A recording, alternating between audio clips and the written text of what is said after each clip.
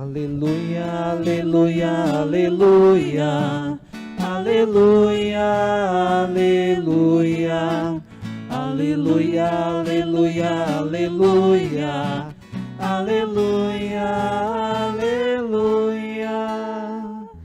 Semente é de Deus a palavra, o Cristo é o semeador. Todo aquele que o encontra, vida eterna encontrou.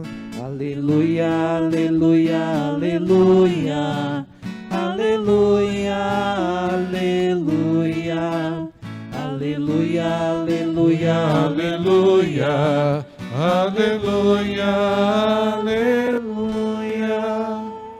O Senhor esteja convosco.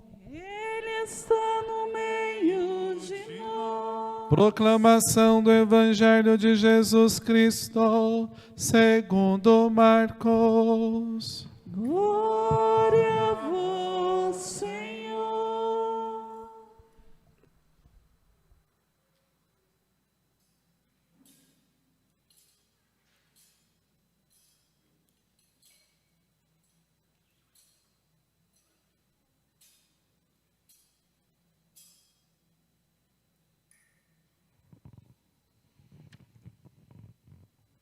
Naquele tempo, Jesus disse à multidão: o reino de Deus é como alguém que espalha semente na terra.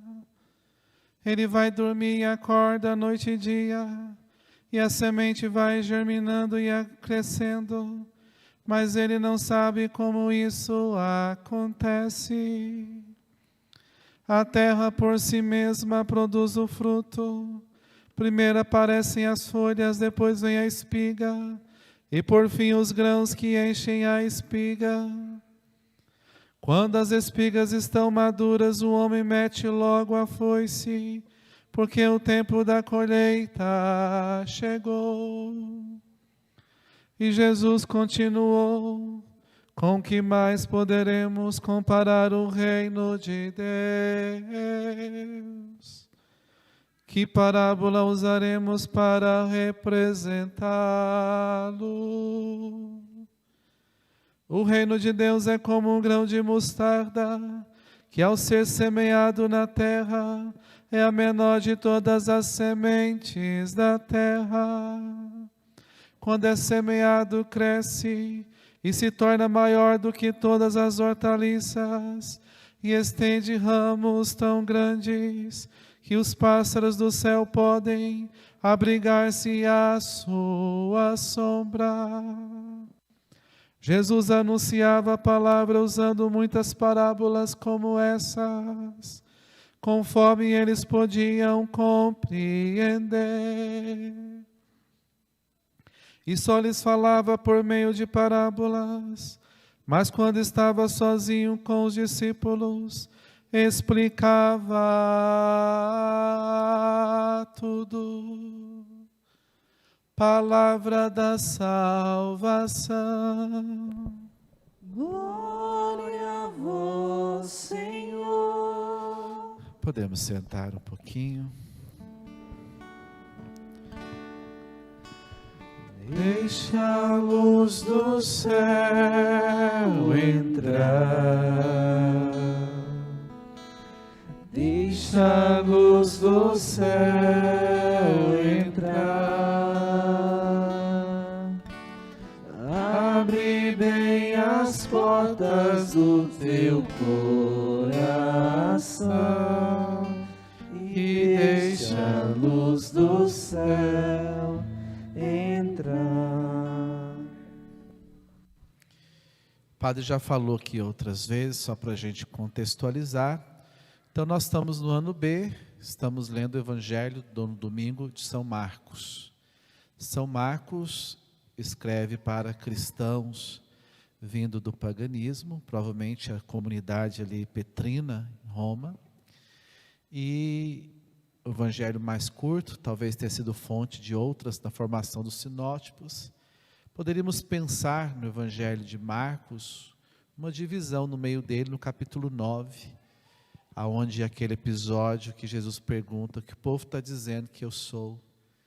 Que vocês dizem que eu sou? Pedro fala: tu és o Cristo, o Filho do Deus vivo. Até o capítulo 9, Marcos tem interesse em mostrar, através das pregações de Jesus, ensinadas com autoridade, através dos sinais que acompanhavam as pregações, as curas, as libertações, os extraordinários que Deus fazia, não é? E por meio disso, estava ali o segredo messiânico. Sempre pedia para alguém que ele fazia uma obra, falava: não conta para ninguém, mas o povo acabava contando. E para uma forma de evidenciar esse Jesus no que tange aos seus ensinamentos, mostra que Jesus usava uma linguagem, a linguagem parabólica, né? Porque ele falava de mistérios do reino, ou o próprio reino, e tentava fazer com que isso fosse compreendido das pessoas pela qual ele ensinava ou fazia interlocução com ele. O termo reino, Basileia ou Basileu, rei, nós sabemos que nem Cristo, rei e reinado se confundem, né? Cristo é o rei, né? Cristo é o reinado. Isso quer dizer que, quando se evoca o reino, está dizendo que Jesus é esse rei esperado pela tradição judaica, profetizado, que era descendente do Davi, que seria um novo Davi. Então se esperava, através da implantação desse reino, uma libertação do povo, do Império Romano. Só que o reino do Senhor, como ele diz no diálogo com Pilatos, não é desse mundo, né? Mas a sua presença é o reino entre nós. Então, nessa linguagem parabólica, através de parábolas, que é um gênero literário, Jesus usava para se comunicar, uma das formas, né? Ele prefere essa do que a linguagem formal, e ela tem umas 3 vantagens, né? A linguagem parabólica, ela permite as controvérsias ou contraverso. Trazem às vezes oposições na mesma, por ser metafórica, por usar muitas imagens, né? Ela também comunica melhor, porque então permite ao outro melhor compreensão e um maior entendimento das coisas. E Jesus, quando se comunica, usando as metáforas, imagens, ele faz isso justamente buscando pedagogicamente a realidade do povo. Você vai ver parábolas que tangem o mundo pastoril, porque o povo era pastoril, né? Criava animais. Você via ele falando da questão das plantações, de plantas, né? Vegetais, porque o povo plantava muito, né? Muito envolvido com a agricultura. Então você vê Jesus ali, por exemplo, a parábola do semeador, a parábola, por exemplo, da ovelha perdida, a parábola dos 2 filhos, né? A parábola da rede lançada, porque o povo pescava muito. E você vai ver a parábola da figueira, que é uma planta muito comum naquela região, da videira, porque era um povo que, né, tinha o costume do vinho. Então essas imagens sempre eram presentes, e Jesus foi explicando esse mistério do reino, né, dele entre nós, que se confunde aqui também com a igreja, o novo Israel, né, a família de Deus, né, o novo povo constituído. Em terceiro, também desperta a criatividade, também favorecendo uma maior adesão. Salvaguardado isso, entrando no Evangelho, o Evangelho traz 2 imagens, né? 2 parábolas, a da semente lançada na terra e da semente de mostarda. Ele diz que o reino de Deus é como uma semente lançada. O reino de Deus é como um grão de mostarda. O que esse reino tem, né, que deve se entender desse reino com essas imagens? Segundo Jesus, com a semente lançada, significa que não há intervenção do agricultor. Ele lança a semente e depois, quando está pronto, ele volta para colher. O Senhor quer nos inculcar aqui que o reino tem o seu próprio dinamismo. Diz aqui a leitura da parábola que ele, dia a dia, dia e noite, ele dorme e acorda, dia por dia, ele vai vendo ali brotando as folhas, depois vai brotando os frutos, depois vai amadurecendo os frutos, depois ele aparece para colher. Então ele vê o processo, mas não consegue compreender. A própria terra, diz a parábola, faz com que a semente vá se desenvolvendo. Então o reino de Deus é assim. Quando você o lança, quando você o joga, quando você o implanta, o semeia, ele tem as suas próprias potencialidades. Ele tem o seu próprio dinamismo, para dizer que o reino é a ação de Deus, e não a ação do homem. É Deus que faz as coisas acontecer, e não nós. E a importância também da gente semear. Mas se você entende Deus como o próprio semeador do reino, então ele vem semear e depois ele volta para colher. Mas o processo vai correndo em busca dos frutos. Isso a gente vê às vezes na igreja com muita frequência, assim, né? A gente vê as coisas acontecendo, né? Que você não vai entender, né? Um dia eu conheci uma pessoa, essa pessoa morava 15 anos com um homem que não tinha boa convivência, não eram casados na igreja, porque ela era ateia, ela fez história, faz história, tem uma noção, é transmitida uma noção de igreja só dos defeitos, dos erros, né? Do ponto de vista ideológico. Não estou dizendo que a igreja não errou durante a história, porque é feita de homens. Se tornou ateia, com 2 filhos. Aí de repente, né, a mãe muito religiosa, às vezes ali a mãe ali acontecendo, obviamente ela sabe de alguma coisa ou outra, porque a mãe ensinou, mas desde cedo não quis saber, se tornou ateia.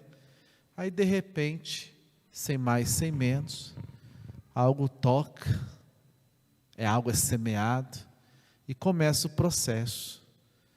Aí essa pessoa começa a vir à igreja, começa a ouvir as homilias, vem sem ninguém convidar.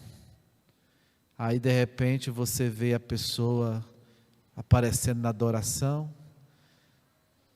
de repente você vê a pessoa procurando o padre, conversa, faz boa confissão, o padre fala: você quer mudar de vida? Você tem que sair do pecado. Você casa com ele ou você o larga. Se você quiser uma comunhão permanente mesmo. E essa mulher ateia, de repente, é capaz, né? Já não estava bem, não é casado na igreja, já é independente do marido, né? Falou, dispensou o marido. Fez primeira Eucaristia, crisma, piedosa, religiosa, vai entender. Se você pega a vida, por exemplo, de Santa Benedita da Cruz, carmelita, que esqueci o nome dela original, mas um filósofo, discípulo de Heidegger, um filósofo existencialista fenomenólogo, conheceu o Senhor e troca filosofias, algo, especulações, alto, né, tal, e vai se enfurnar no mosteiro, viver uma vida de obediência. E você vai vendo uma obra, quando você começa um trabalho, né? As comunidades têm muito isso, né? Mas também as paróquias, qualquer projeto. Você vai ali, começa ali, uma coisinha ou outra, de repente a coisa acontece. Né? Porque o reino de Deus tem o seu mesmo dinamismo. É graça de Deus. É Deus quem faz. nós somos os maiores obstáculos à graça de Deus na nossa vida. E é bom você olhar ali, você perguntar para quem vive essa experiência na paróquia ou qualquer outro lugar, assim, não sei, eu fui vendo acontecer. Deus foi tocando, mexendo, e o reino acontecendo. É semelhante também a um grão de mostarda. Não sei se vocês conhecem grão de mostarda, é um trem desse tamanhozinho, 1,5 milímetro, pretinha, insignificante, quase invisível. Quando semeada, se torna a maior das hortaliças, conhecida por eles. Chega de 2,5 metros até 4 metros de altura. Uma hortaliça, falando de árvore. Frondosa, estica os seus galhos, os pássaros vêm. E aí Deus compara o reino de Deus com isso, para dizer que as coisas de Deus é assim. Começa de forma quase invisível, insignificante, mas vai crescendo, se torna frondoso. Ou começa com pessoas insignificantes. E quando Deus tem predileção, né, por gente fraca, pobre, débil, Ele costuma fazer grandes coisas através dessas pessoas, porque as pessoas às vezes têm abertura de coração. E você vai vendo na história da igreja, né, o que Deus fez na igreja com São Francisco, né? Aquele pobre de Assis, o que Deus fez misticamente, pegando a Catarina de Sena, a mulher analfabeta que tinha momentos de êxtase. Quem lê os escritos dela, muito teológico, muito profundo, né? Você vai vendo quantos pequeninos pegam a Bernadette, uma menina de 12 anos, lá na roça de França, na França. Maria aparece para ela, né? Revela ali a comprovação do dogma da Imaculada. Aparece para 3 criancinhas em Fátima, né? Então Deus tem predileção pelo menor, pelo significante. Eu lembro até uma história de São Francisco, que um dia tinha um cara que era muito curioso com Francisco, começou a ir lá, passou uns dias lá, aí eles saíram para evangelizar na praça e ele foi com Francisco. E ele vendo os atos de Francisco, o comportamento de Francisco, aí ele chegou na praça, aquele povo começou, né, a abraçar Francisco e pedir a bênção para Francisco, escutar Francisco, sentava ali, Francisco ia ensinar eles a dar catequese e tal, ali no meio da praça, da rua, e ele olhando aquilo ali, na volta ele falou: Francisco, me explica uma coisa, eu não entendo. O quê? Como é possível? Cara, tu fede e o povo quer te abraçar. Você não tem tanto conhecimento e o povo quer te escutar.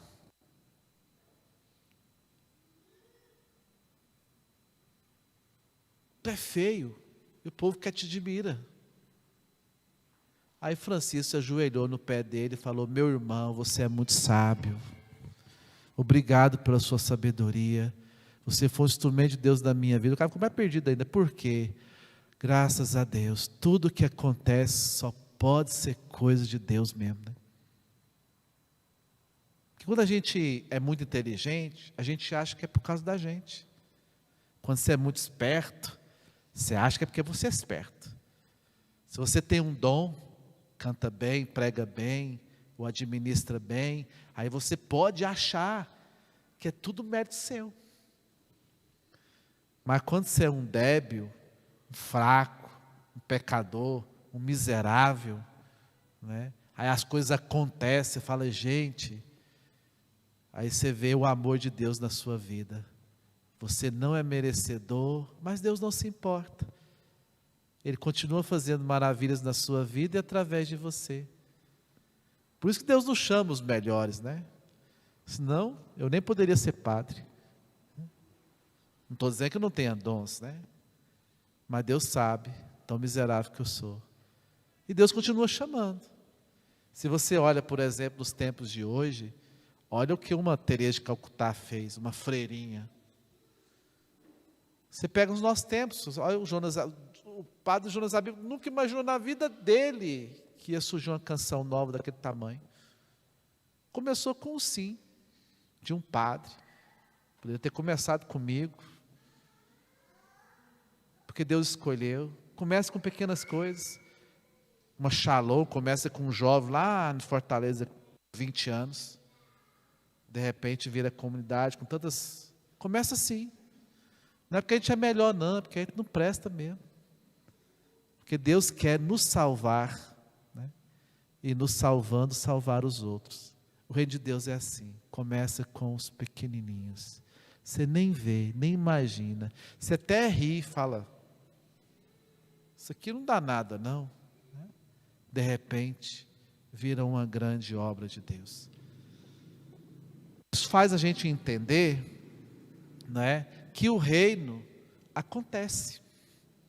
Acontece no coração que se abre. Jesus nos ensinou a fazer isso. Ele ensinou a gente a fazer assim, Senhor, venha a nós o vosso reino. Seja feita a tua vontade. Nos ensinou a pedir. Pedir para que o Senhor reine em nós. O nosso problema é esse. Não é porque a gente é rico, pobre, cheio de dons ou cheio de dons, não. O problema é que nós somos obstáculos para que o reino de Deus aconteça na nossa vida. Porque nós temos pressa, porque nós somos orgulhosos, porque nós queremos do nosso jeito. É muito difícil ser pobre, desapegado, pequenino, miserável. É muito difícil sofrer as demoras de Deus, é muito difícil, porque a gente acha que ser santo é a gente ser santo, né? É Deus que santifica, é a presença dEle, é a ação dEle, é a realização dEle. Quanto mais Ele entra numa vida, mais Ele a transforma. E quando Deus habita numa alma, e a alma se entrega a Deus, a própria graça faz da vida da pessoa o necessário. A gente precisa entender isso, né? Por isso, queridos irmãos e irmãs, o Senhor é o Rei da sua vida, né? Então o Senhor está nos explicando. É assim a ação de Jesus Cristo, né? É assim a ação de Deus, né? O reinado significa o lugar onde o Senhor reina. O meu coração deveria ser um reinado. O meu coração deveria ser o reino de Deus, né? Mas o nosso coração é muito dividido, né? Há muitos senhores, né? Há muitos reis, né? Há muita prostituição no nosso coração. E muitos amores, né? Então grave no seu coração, quando você se abre, o reino acontece. Porque é obra de Deus e não humana. Pode ser pequenininho, mas fica grande. Porque o Deus é o Senhor de tudo e deveria ser o Senhor de todos. Louvado seja nosso Senhor Jesus Cristo. Para sempre seja louvado.